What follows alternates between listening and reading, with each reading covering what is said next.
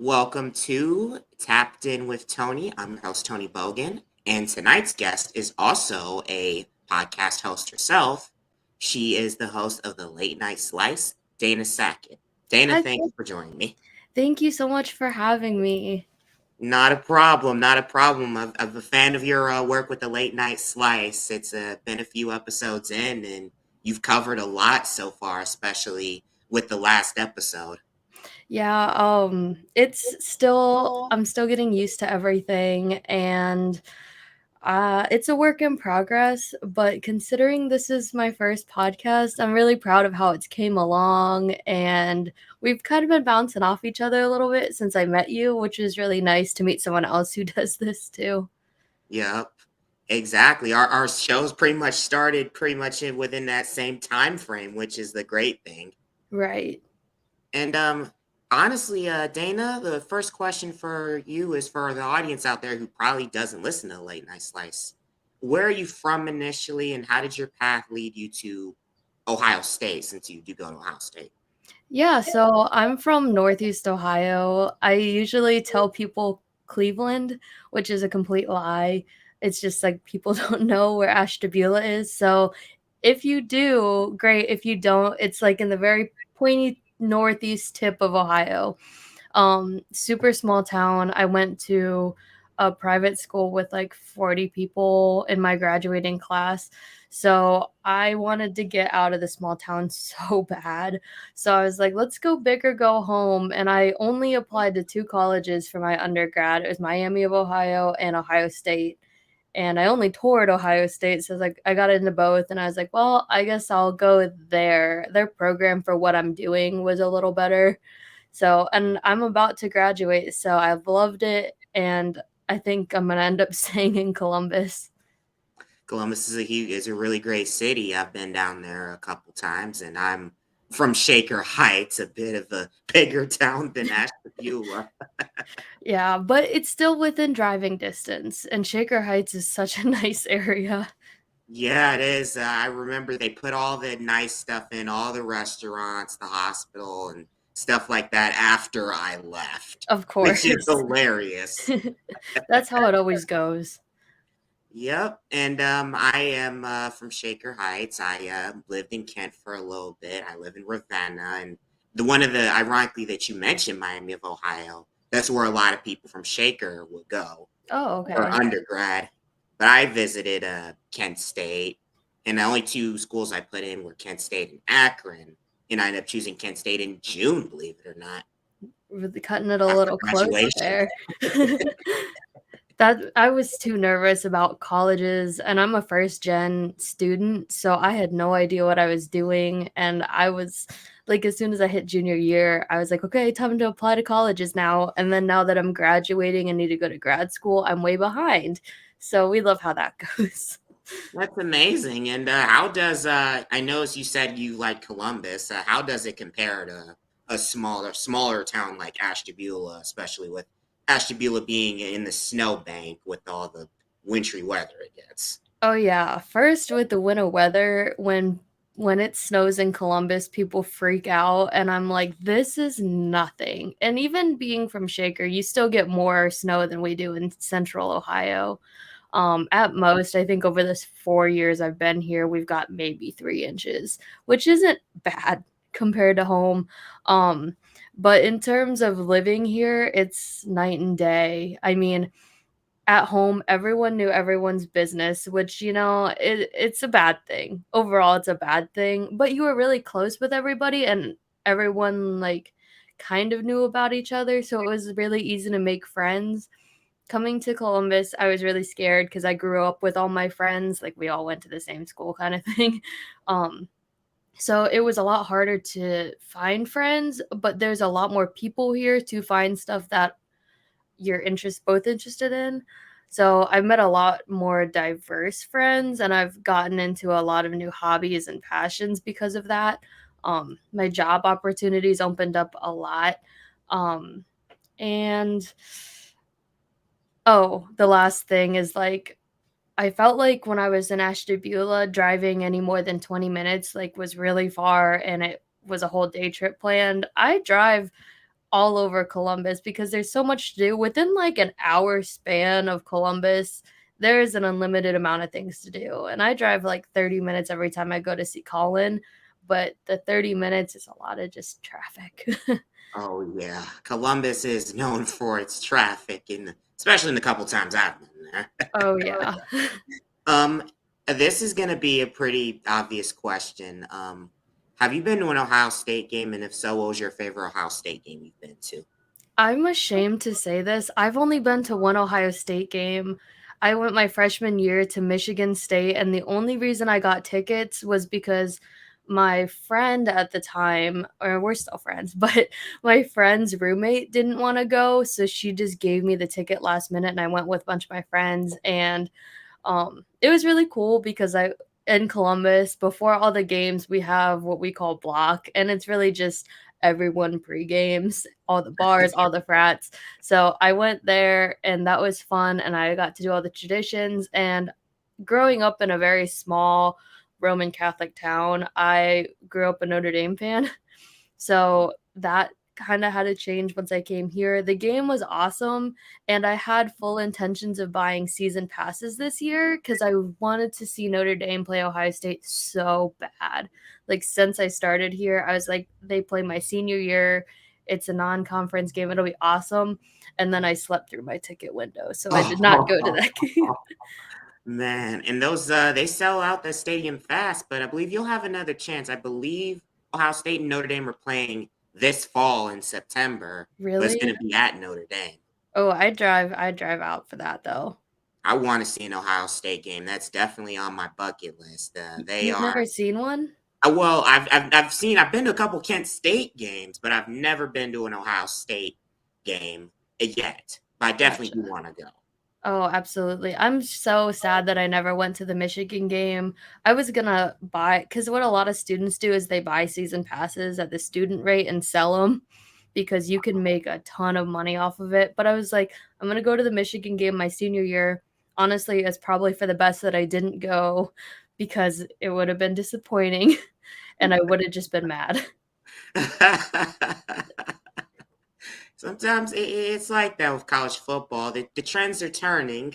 Hopefully, for the Ohio State fans that are listening to this, Ohio State has another chance in Ann Arbor. Oh, So you never hopefully. know. Have you been to any of the other Ohio State games like basketball, baseball, ice hockey? Because I know basketball is a big ticket every now and then. I haven't. I've been a really bad Ohio State fan. I really genuinely am not big on basketball. Like, I like watching football and tennis, which is like not very popular, but um I also haven't been to any of those games. I feel like I didn't take advantage of college, and now that I'm graduating my undergrad, I'm like, "Oh my gosh, where did the time go? I didn't do anything." Gotcha. But what's your major? You said you're gonna be graduating soon. What is your major? Yeah, so I'm studying speech language pathology, which is just a speech therapist.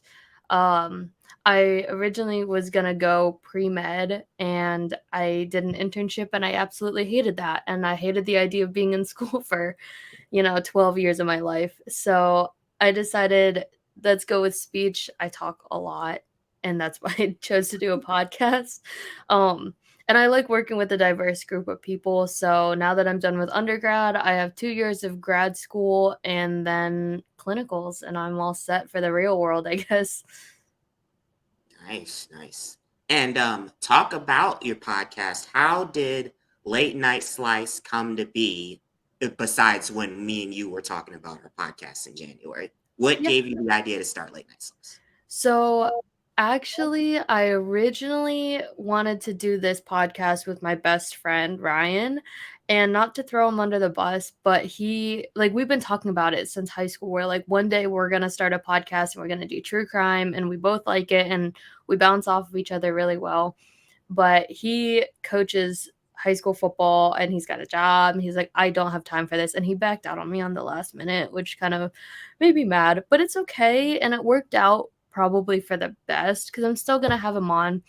But I've always been really into it and I thought that content creation would be really cool. I've always been into technology and stuff, but I really didn't want to be on video. So I started a podcast, and I got the name, actually. I feel bad. There's a pizza place in Columbus called Mikey's Late Night Slice, and I thought that was so clever. And then I was like, well, I'm all over the place. I had a different name, but I made the mistake of not checking other domains. So there was already a podcast called that. So I was like, well, I'll call it the Late Night Slice, kinda. And I thought about the legality issues, but then I was like, it's kind of like Central Perk. There's so many coffee shops out there that stole that from friends, and there's no conflict of interest, and their pizza's good. So I'll stick to it. And I like the idea of, I mean, I kind of am a late night owl anyways. So I was like, I'm gonna record it at night. I'll release it at night. We'll make it neon sign, kind of make it more adult oriented. It is, we drink, we have a good time. And then Oh I yeah. roped Colin into it. I remember when you were telling me about it and you promoted it when it was coming out, and I said, you know what? I'm gonna listen to this, and I've been hooked ever since. I'm Learned glad. something that I didn't really know about like prior to that. So I gotta say thank you for, you I know. I think that's the cool thing about collaborating with other podcast hosts, because like I said, I like watching sports, and in general, I'm a terrible sports fan because I'm not consistent. So when you told me about your podcast, I mean, you kind of interview a bunch of different people, but in general, you kind of started with sports. So I think we both kind of felt the same way, like we'll support each other. It's not really our thing, but it's turned into something great, and we made friends. We kind of became friends in a non-conventional way, but it's all good, and I'm glad, because I like that you have a little bit of diversity, but you also, stick to what you originally did, and you're very successful with that. Thanks. And you're very successful with yours as well. Like, I would have never learned about liminal spaces and the down bad, how someone can be down bad on the latest episode. Not going to provide spoilers for those of you who haven't listened, but it's Definitely really check it out. absolutely. And Dana, where can people find your podcast at? So I really try to make it as accessible as possible. It's on all major streaming services: Spotify, Apple Podcasts, Amazon, all of them. I think the only thing I'm not on is iHeartRadio for some reason, because they're not approving my request. But I'm working on it, and I'm also working on uploading it to YouTube. I'm just really bad with iMovie, which is embarrassing because it's not that hard. Yeah, because mine is, and for those of you that are listening, Tapped In with Tony is available on Spotify, iHeartRadio, Amazon, and it's on Apple Podcasts, but it's not listed for some reason, but Hmm. it is what Apple it is. Podcast was hard to get onto, and I've heard the same thing about Apple Music because they're very specific about everything. Oh, yeah. It's just the way it goes sometimes. Where do you hope to go with the podcast with the late night slice? I mean, ideally, I want to make it kind of, I can't call it a side hustle. I do this completely without making money off of it. I do it because I enjoy it and because I like making content. I do want to scale up one day. I want to be able to, I mean, not to sound whatever, but I put a lot of effort into it. So if I could monetize it one day, that would be awesome. Partnerships, I really want to get more not co-hosts but guests on. I got to figure something out for us to do. My roommate wants to be on, people besides Colin. And I had my dad on one episode. I like talking to different people, and I want to get out to everybody, but the market, I guess, is so saturated for true crime. So I want to stand out, but it's hard to find new ideas. I'm doing this, like I said, because I enjoy it. So I don't really foresee ending it. And the most important thing to me when I started this was to not burn myself out on it.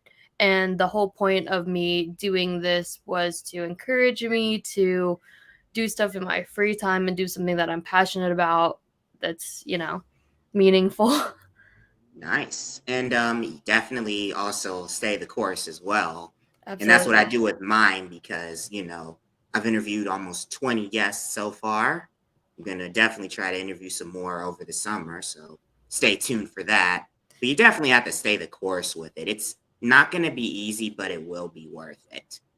Is this a side hustle for you, or is it kind of your main thing? I would have to say I do this on the side because, like I said, I do content creation for Keon Sports. I do video stuff in the Northeast Ohio area. I did cover a game down in the Columbus area. I've got a fun story about that.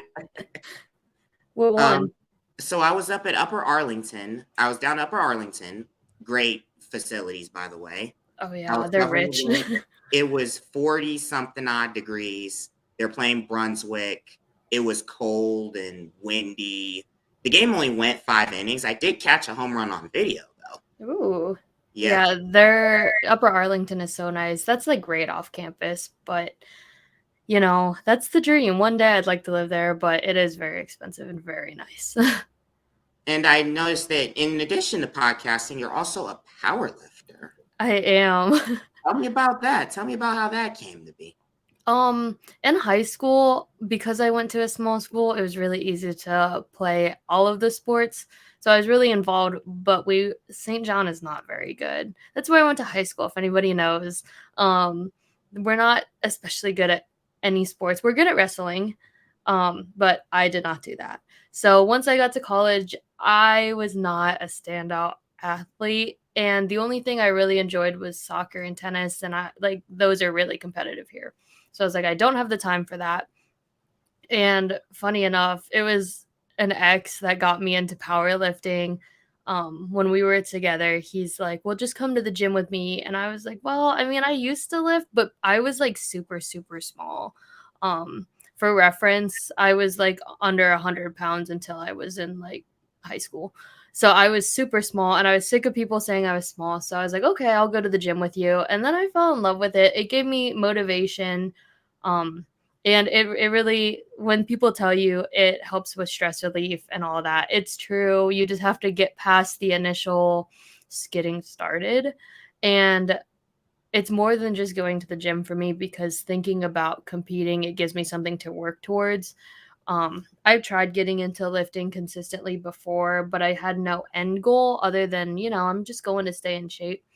But if you're even on the fence, I would say compete. It's super fun. It's really not scary as you think.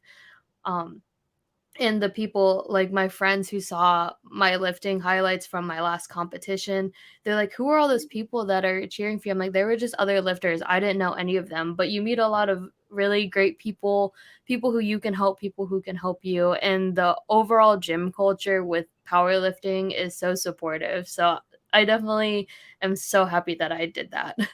That's awesome. And I heard you set a personal record recently. That I had to be did. pretty awesome. I compete for the Raw Powerlifting Federation. There's a couple major ones. There's USAPL. Um, oh, there's another one.